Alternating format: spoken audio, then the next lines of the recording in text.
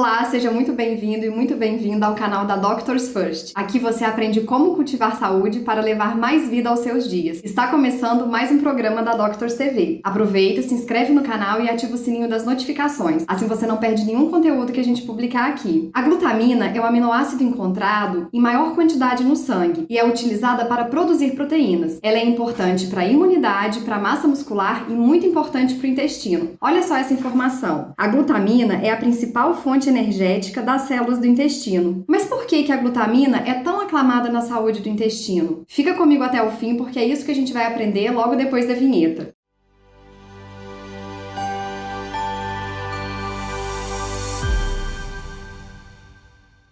A gente sabe que a nossa alimentação ocidentalizada causa processos alergênicos de tanto que a gente come mal. Por isso, é tão importante a gente cuidar da saúde do nosso intestino. Mas onde que entra a glutamina nessa história? Quem vai explicar pra gente é o Dr. Neemias Dias, que tá de volta ao canal. O Dr. Neemias é médico e atua na área da medicina funcional integrativa. Dr. Neemias, muito obrigada mais uma vez pela presença aqui no canal. É um prazer estar aqui novamente com vocês. Hoje falando de um tema, mais uma vez, bem relevante, né? Que é a glutamina. É um aminoácido que, apesar de não ser essencial, né, na sua definição, ele é para a nossa saúde essencial, né? Então, a gente vai discutir muito da importância, como você citou aí, em especial, da importância para o nosso trato gastrointestinal, citando em especial a função de nutrição dos enterócitos, né? Que são as células que compõem o nosso intestino e necessitam de nutrientes para se manterem firmes. Como você citou, o nosso estilo de vida, né? Não só alimentação, estilo de vida estressante, né? Muitas pessoas que fumam, bebem, usam muitos medicamentos, geram lesão dessa mucosa, dessa parede intestinal, consequentemente, que a gente chama de hiperpermeabilidade intestinal ou leaky gut,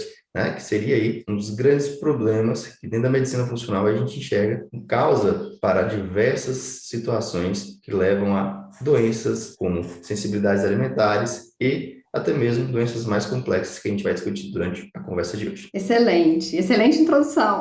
E antes de começar essa entrevista, eu já vou pedir para você deixar o like e compartilhar com seus amigos, com sua família. Isso é super importante para o crescimento do canal e para que esse conteúdo alcance mais pessoas. Dr. Neemias, então, né, como o senhor muito bem introduziu, a gente vai começar pelo intestino. Qual que é a função da glutamina na saúde do intestino? Explica pra gente, por favor. Nosso intestino, ele é formado por células que elas ficam bem próximas umas das outras e elas têm várias, digamos, estratégias para se manterem unidas, certo? A gente tem ali mecanismos que permitem que essas células estejam saudáveis, consequentemente elas se mantêm fortes e formam como se fosse uma barreira mesmo física contra a passagem de certas substâncias de tamanhos, né? E mesmo substâncias que não deveriam entrar em contato com o nosso sistema imunológico. Lembrando que o nosso intestino ele não é apenas um órgão digestivo, né? Ele é um órgão extremamente importante no processo das respostas imunes. E quando a gente pensa no nosso intestino, a gente deve pensar não na questão dele como um todo, mas a gente deve olhar para suas partes menores, que seriam as células. As células dos enterócitos, elas utilizam a glutamina como principal fonte de energia e de nutrição para fazer o seu reparo. Então, imagina que durante o dia você entra em contato com diversas substâncias, né, que vão gerar um certo dano, né, ao teu epitélio intestinal, e você precisa de uma substância que ajudaria a recompor, a tratar essa lesão. E a glutamina, ela entra nesse processo, ela é fundamental no processo de reparo da mucosa intestinal. É uma das indicações que eu uso, por exemplo, no consultório, a utilização do reparo da mucosa intestinal, porque ela é utilizada pelos enterócitos para você se replicar, para o enterócito multiplicar e também para ele reparar esses danos, essas lesões. Excelente. Eu até vou retomar uma fala do senhor, que eu li que o nosso corpo, ele sabe fabricar espontaneamente essa glutamina. E aí eu fiquei com uma dúvida. Essa produção, então, ela não seria em quantidade suficiente? E aí eu vou emendar uma outra pergunta. Existem alguns sinais de que o nosso corpo está precisando da glutamina? Como que a gente poderia identificar, doutor? Perfeito. Isso é muito importante, porque, como eu citei, a glutamina ela não é considerada um aminoácido essencial, porque nosso corpo tem a capacidade de produzir. Através do glutamato, né, que é um nutriente que a gente consegue ter presente no nosso dia a dia, ela produz a glutamina e, consequentemente, era para dar conta, né? Se a gente imaginasse que a gente não teria um mundo perfeito, o corpo ele consegue produzir grande parte dos aminoácidos que a gente precisa para a utilização diária. Porém, com o aumento da demanda pelo estilo de vida, principalmente, né, seja problemas relacionados aí com hábitos alimentares, ou um grau de estresse, trabalho muito grande, ou uso de medicações, ou infecções, qualquer problema que possa gerar uma lesão maior, aumenta a demanda. Imaginar, por exemplo, que você tem um gasto maior do que o que você ganha financeiramente. Então, o que você ganha não está dando conta, você precisa de um aporte externo. Essa é uma estratégia que a gente utiliza para explicar aos pacientes a suplementação de glutamina. E o corpo vai sinalizar, em especial, eu sempre cito para meus pacientes que a deficiência de glutamina em quantidade necessária vai se manifestar, em especial, em um intestino que está lesionado. É o primeiro sinal e sintoma. E um intestino que está lesionado, ele vai permitir várias consequências, né? Então, problemas relacionados ao sistema imune, então desde doenças autoimunes que se relacionam com o sistema imunológico danificado ali no teu trato gastrointestinal, há infecções de repetição, por exemplo, infecções respiratórias, a dificuldade de você também lidar com cicatrização ou mesmo um reparo tecidual, por exemplo, pós-atividade física intensa. Então, existe uma polêmica em relação à glutamina, que ela não teria benefício, por exemplo, na atividade física, né? Mas hoje a gente já tem estudos mostrando que ela é excelente, não para o ganho de massa muscular, mas para o reparo tecidual, principalmente para aqueles atletas ou aquelas pessoas que têm um treino de maior intensidade, né? Então, hoje a gente tem pessoas que têm um treino com muito mais intensidade, né? O CrossFit ou mesmo uma academia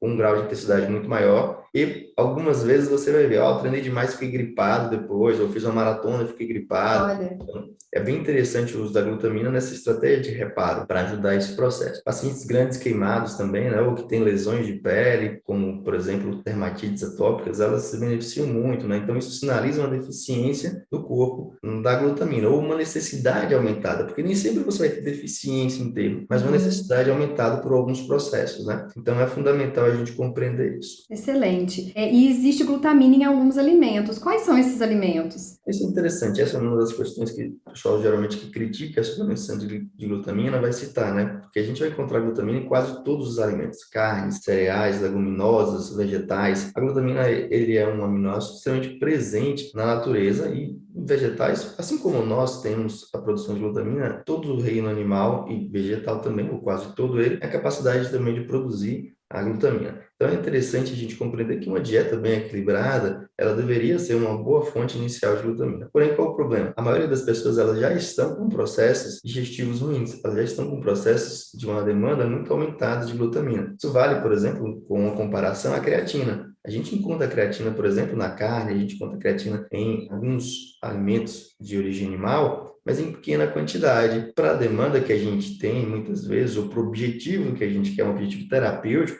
eu preciso de uma dose maior, eu preciso de uma quantidade maior. Então, a suplementação, ela vem a ser interessante por esse aspecto. Mas se eu tiver uma saúde legal, se eu estiver comendo alimentos de qualidade, a chance de eu conseguir encontrar uma boa quantidade de glutamina também é muito grande. Agora, no mundo de hoje, é raro eu encontrar no meu consultório, pelo menos, pacientes que têm um padrão alimentar saudável e estão com a sua saúde bem equilibrada. Excelente. Então, vou aproveitar que o senhor já falou e perguntar: a suplementação de glutamina é importante? Sem dúvida, eu considero a suplementação de glutamina uma das bases dos meus processos de tratamento, em especial quando eu estou falando de pacientes com queixas gastrointestinais. É uma das queixas muito comuns que chegam para mim no consultório, pacientes com queixas diversas, né? Geralmente queixas de constipação, problemas relacionados também com a questão da conexão intestino-cérebro, como ansiedade, depressão. E a gente olha para o intestino com a necessidade de reparar esse processo. Então, tem uma terapia chamada terapia dos 6 R's, por exemplo, onde uma das etapas é você reparar essa mucosa do intestino. Para reparar essa mucosa, eu preciso retirar a agressão e depois eu preciso oferecer insumos, né? Eu preciso oferecer nutrientes para que essa mucosa ela volte ao seu padrão ideal. E a glutamina, ela entra quase sempre nas minhas formulações, em especiais nessa proposta de otimizar, né, o processo ali de reparo tecidual do nosso intestino. E todo mundo pode usar a glutamina ou existe alguma contraindicação? Mas é um tema polêmico, né? Assim, a gente tem alguns estudos mais antigos que eles mostravam, por exemplo, benefícios do uso da glutamina no câncer, por exemplo. Mas os estudos mais recentes mostram que, por exemplo, a glutamina, ela seria uma das vias de nutrição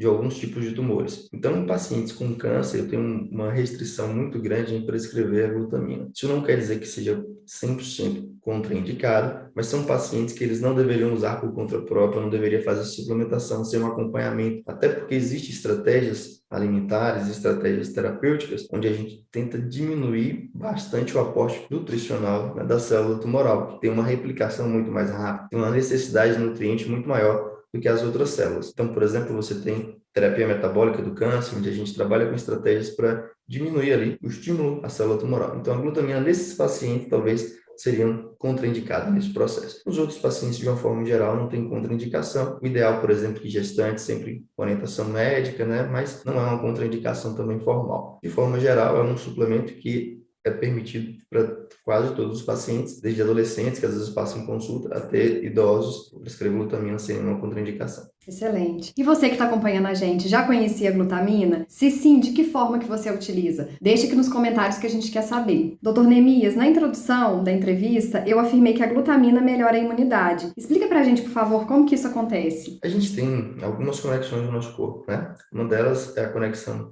intestino, cérebro e imunidade. É o que a gente chama dos triângulos da medicina funcional. Quando a gente para avaliar o nosso intestino, na nossa concepção é simplesmente um órgão digestivo e de eliminação. Mas não, a maior parte das nossas células de defesa, elas se encontram na placa de Peyer, né?